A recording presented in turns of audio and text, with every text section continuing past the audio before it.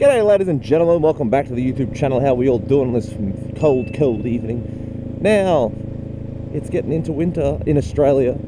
I know, it's a shock to some people on the other side of the world apparently, as some comments have made known. But it's getting bloody cold and I don't know how to feel about it. Is it going to stop me from riding? No. Sometimes in the morning I drive now to work, but I always work 2 shifts, so I have to go back home and then I usually ride in the Arvo. But if it's going to rain and it's not raining in the morning, well then I'll tough it out. Got to get the daily videos done, brother and sister. G'day ladies and gents, my name's Nathan. I make videos about motorbikes and I'll keep posting them as long as you guys keep enjoying them. But without further ado, let's get into it. Little word of caution again. Man, I didn't realise following the laws of my area is such a trigger for so many people. Apparently lane filtering is illegal in my country, which it's not. It's completely fine to lane filter. Lane splitting is illegal, which means you go over 30 k's an hour.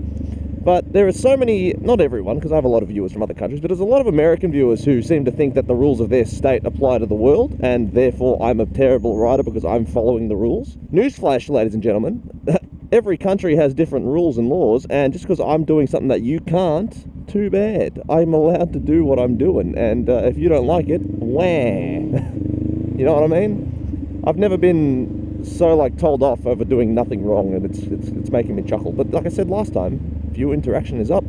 Keep on telling me off. I don't care. But man, just for a minute, remember there are other countries with different rules to your own. I don't know if you've noticed this. I drive on the left side of the road, therefore I'm not even clearly in America to begin with. So how am I irresponsible? Make it make sense, my guy. Oh boy. Anyway, ladies and gents, I do have a topic today. I seem to do this one every year, but every video and more people more likely to watch the new stuff, so I would love to get into it.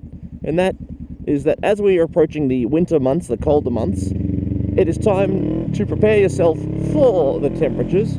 Now, there are multiple ways you can prepare yourself to get ready for the warmer stuff. Look, I understand that a lot of my viewers are going into their more warmer months now, but Australians, we're not. So what are the things you can do, ladies and gents, to get prepared for the wintry times? There's a few things you can do. Look, it's not all misery. You can get yourself some heated grips for your motorcycle, etc, etc. But we'll go in a nice, there's no direct order for this, but we're just going to give you some things you can do.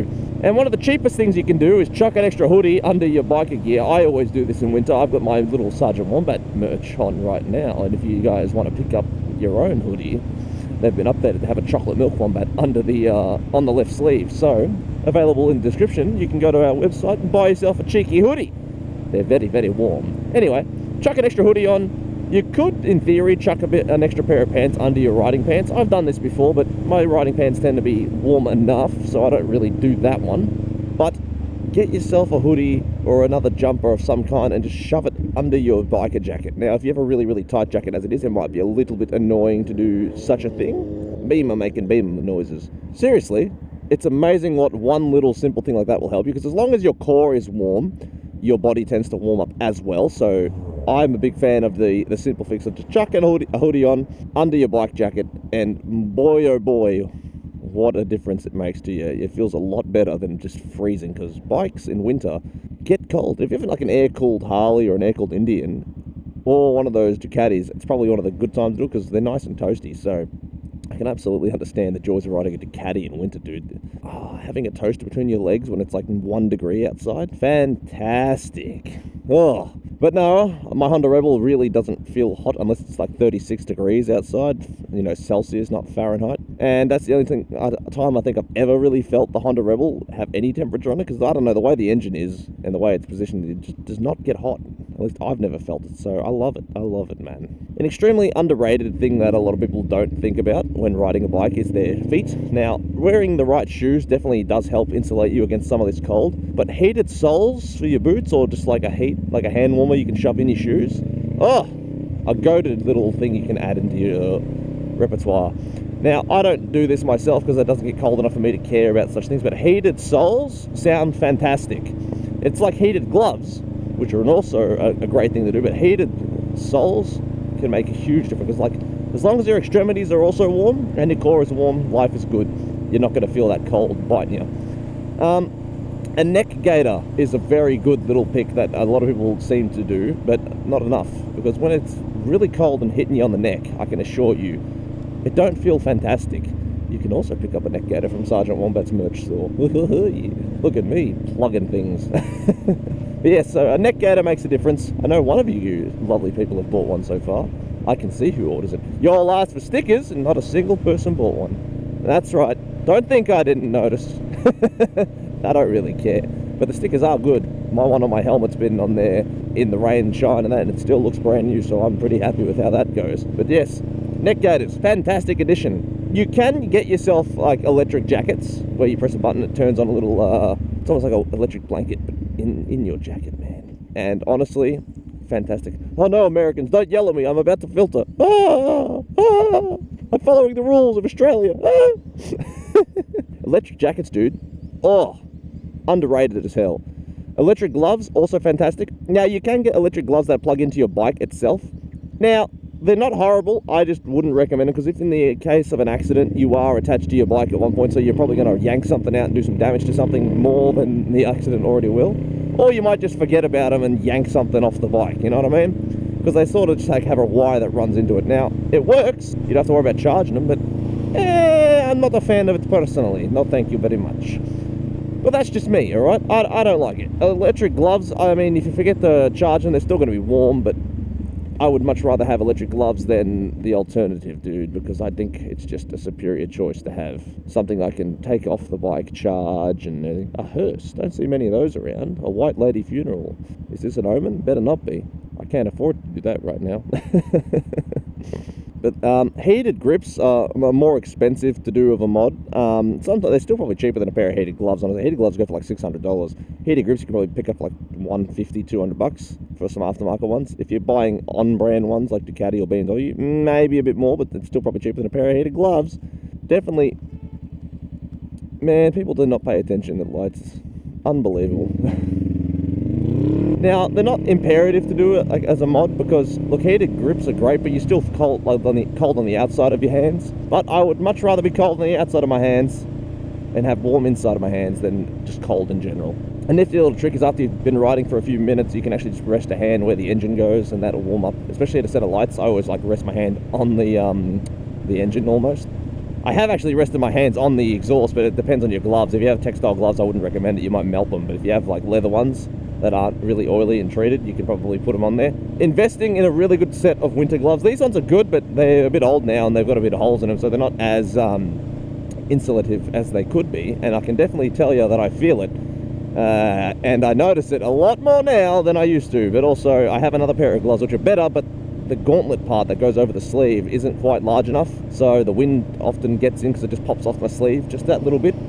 And I tells you, I'm not a fan of that breeze, because the way the leather jacket works, all the wind just gets directed to your upper middle back, because there's no way for the wind to escape, so it just tunnels through your sleeve, so your whole arm starts to get cold and your back starts getting cold. It's just, look, it's not fun, alright? I can think of better ways to spend my ride. Better pants, better jackets, make sure you have the gear for the scenario is always good. But like I told you, you don't have to go out and shill money on a specific gear. Unless it's like minus degrees and snowing, maybe then it's a good idea. But just an extra pair of clothing under your jackets and pants can make a world of difference, and an incredibly underrated difference at that, because a lot of people do not give the simple modifications enough credit. Because why would I go spend $600 on another jacket when I can just go buy, $100 hoodie that's nice and thick and warm and good quality and just chill? And then when you're off the bike, you have a nice hoodie as well, you know what I mean? So I see no downsides to that one. Even a $30 hoodie from Kmart would probably do you just fine, honestly. So it's not overly complicated. You don't need to overthink these things. Sometimes the easy things are the fixes you need. Oh, listen to that tiny little engine go. Oh, not the greatest sounding bike, that one. Must be a little 250 twin or 300. Oh, road works, always road works. We'll see how far I go. Now, funnily enough, people don't seem to realise this when you're doing a zipper merge. The best way to do the merge is actually right at the end, as opposed to merging in early. Otherwise, you're just creating unnecessary traffic. I don't really want to get stuck with this P-plater. He's, look, man, filtering to a degree. I'm just going to stop right behind him, honestly. I'm not going to keep pushing because it's not worth it. that bike doesn't sound fantastic, I'll give them that. Roadworks everywhere. Now the only downside is that it's cold now, especially when the sun goes down, but it's not even cold yet. It's going to get colder. And there are a lot of people who can't handle the cold when they ride. I am one of those people who can handle it, because I don't care. I ride as long as it's not, miserable and wet. So I'm not fussed about the cold, but boy, it does make certain rides a little uncomfortable. Especially if you've got the wrong gloves on, your fingers will sting. And boy, oh boy, it's not fun time when your fingers are stinging as you're riding. I can assure you that. Tunnel. Ladies and gentlemen, peak hour time. It's an interesting time to be riding around. But look at that sunset, man. I want to do another video after this, because I know it's going to rain in a few days. I'm going to have a nice one in the bank. But just make sure you're preparing for the right gear, for the right scenario, because it's not too hard to get caught in the wrong time. I've definitely done a day where it was 24 degrees, right? When my father was in the hospital, was it last year, I think it was now, there was a day where it was 24 degrees and I rode to work in a t-shirt, because you can hate me all you want, because I like to be enjoying the weather. I know it's not the safest thing to do, but I enjoy it. And then it was 14 degrees and I rode home and I was like, ah! So make sure you have a bit of foresight with your weather choices, because it can bite you in the ass. But even having a hoodie, like I went out with my missus to a bike cafe, and they were selling some hoodies that honestly it was a saving grace, because I had a t-shirt that day, because I gave her my my jacket, because I only had the one biker jacket. And if I'm going to take my missus on a bike, I want her to have all the safety as opposed to myself. And then she bought me a hoodie, and it was a saving grace I needed. It was still cold, don't get me wrong, but it was not killing me. Because boy oh boy, wind chill is a lot more dangerous than people will give it credit for, especially when it's like 3 degrees. Like the other day I went for a ride to her house, and it was 2 or 3 degrees when I left to go to her house. And don't get me wrong, I had all my gear on, but my fingers were still stinging, because, well, they are just taking the brunt of the wind, so it doesn't matter how thick they are, eventually they will break and get cold. And I felt it, especially because it's just a straight line to her house, so I didn't have to worry about changing directions and sitting at different speeds. I was just 80 k's the whole way there. Like, my fingers, they burn. So, heated gloves, heated grips, heated soles, heated jackets even, heated pants. I don't know if they exist, but I'm sure they probably do. Hand warmers, those little packets you can sort of crack and just put on. Underrated as hell, I'll tell you. Thank you, Tesla, for just continuing going. Welcome to peak hour, ladies and gents. Everybody keeps on moving. Everybody very stupid. Oh, actually, I'm going to get in front of this car, because this one's just blocking the way. Oh, I smell KFC. I haven't eaten today, and I can tell, because I am very hungry. Let's go this way. It's one of those weird phenomenons that I'm not hungry, but when I start smelling the food, then I feel it. You know what I mean? Like, I haven't eaten today at all. I've had enough and go, because chocolate milk is the best. But I certainly only notice it when I go near food places. Oh, baby, bus lane. Apparently we might be able to start riding in them soon, according to, they're doing a test. And I'm keen about it. I can't wait to get yelled at in the comments if they legalise bus lanes for motorcycles, and then people are like, you can't do that. And I'm like, I can. It's odd, right? I find myself getting yelled at more for following the law than I see people who break the law, who just ride around posting themselves speeding everywhere. Like, that makes sense to me. Imagine that. Who would win? One jigsaw speeding everywhere, or one fellow Australian boy who follows the law and gets murked in the comments because he does that? It makes no sense. Why everybody's so angry at me? Like, I could ride like a real prick and then make a video out of it to really show you what the difference between riding like an arsehole is versus following the law. Like, this here will piss off so many people, even though I'm doing nothing wrong. They go, lane splitting's illegal. I'm like, well, yeah, lane splitting is illegal, but I'm called lane filtering. Lane splitting is over 30 kilometers an hour, whereas lane filtering is under 30 k's and completely justified. So, bite me, my good friends. I don't understand. But I love it, man. I love it. All these people waiting for the bus. This is why I hate public transport with a passion. I never got into public transport. Good stuff, not for me. I've always had a vehicle to get around with, and I refuse to take the bus. My missus, when I met her, was like, let's take a bus. I'm like, why? I can drive. And it was just as awful as I thought it was going to be. Ugh. Well, ladies and gentlemen, I'm telling you, there's a lot of things you can do to warm up during winter. A lot of it is simple stuff. You don't have to get fancy and spend hundreds and hundreds of dollars to go and get yourself ready for the weather. But I tells you what, the little goes a long way. I did not realise I was in second gear then. I would have kept it in second if I could. But yeah, it tells you what, like I said, you don't have to spend a fortune. You just got to rug up sometimes. And it's as easy as just buy yourself a jacket and put it on your stuff to get extra coats. And you'll never, ever look back. Man, did I pick like the worst entrance to come in? Because why is it so busy here? But do let me know down below, because this is one of those things I love to hear, all your other ghetto fixes and legitimate fixes to do. What do you do when it gets cold, ladies and gents? What's your secret technique to make it feel extra nice? All these bumps are funky. Because I assures you, oh, that is a nice sunset. I'm going to park up in here and finish the video around here, I think. It doesn't have to get fancy to do stuff. And I am one of those people that doesn't really get fancy unless he has to. Ooh, now that's just one of those amazing, you know, they always go shopping centre, car park, picturesque moments. Why are they always so good in shopping centres? Ugh. Let's have a look-see at that. Oh yeah, now that's some goodness right there.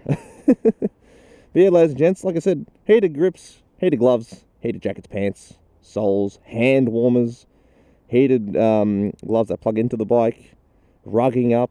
You can also just avoid riding entirely if you use a bitch. But, there's a million ways to do this. So let me know down below if you have any other extra ways to help, and I'll be more than happy to get back to you. But ladies and gents, take it easy, keep it cheesy. The video is ending now. You know I love you, but it's time to leave you. But have a good one. Peace. Bye.